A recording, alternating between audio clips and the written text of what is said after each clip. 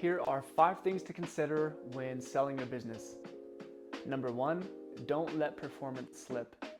Buyers will oftentimes look at your current financials. They want to see that your profits are strong now.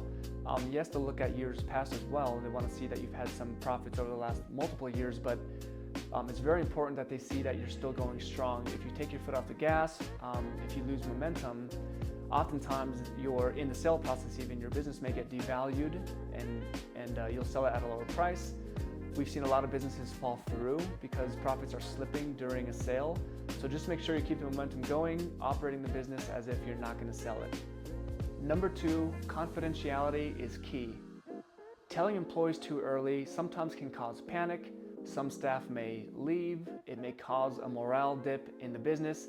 All things that effectively impact performance and therefore the buyer confidence in the business. So make sure to only tell key employees on a need-to-know basis, and sometimes or oftentimes not even until a deal is signed. Number 3, clean up your books. Sloppy financials kill deals. So you want to make sure that your financials are accurate, they're up to date, they're easy to understand for a buyer. You really want a buyer to trust the financials to move forward.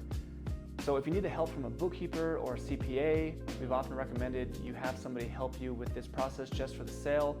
We've even had some business owners that needed to have their financials recreated over multiple years, and this could cost $5 or $6K to a bookkeeper to do that, but it's well worth it if you really want to exit at a maximum value. So again, just make sure that your financials are up to date, they're accurate, and again, easy to understand for a buyer to feel confident moving forward. Number 4, you are hopefully not entirely the business. So basically, the less a business has to depend on you, the more value you're going to get when you sell it. So if everything, for example, has to be run through you, the owner-operator, then a buyer's going to feel like, well, what happens when you leave? Everything's going to fall apart. So as you consider selling, just maybe start doing a few things like delegating, documenting processes if you haven't already done so. You basically just want to make sure that the business is transferable and something that a buyer can feel good about continuing even when you're gone. So the less the business depends on you, the higher value you're going to get. Number 5, valuation isn't just a multiple. So the price of your business isn't just determined on your profits. Buyers will consider other aspects like risk, other risky factors that are devaluing your business, customer concentration. You have, for example, one client that if they leave, then there goes 50% of your business. Or do you have a good diversity of clients and customers? Contracts is a big one. Do you have good, solid contracts with vendors, with customers, with clients?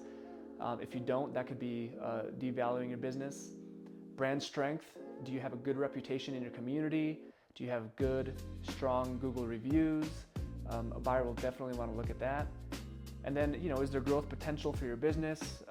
Can the market bear growth? Are you kind of capped out? So 2 businesses that have the same profits can be valued at completely different prices based on these other factors. So there you have it, 5 things to consider when selling your business.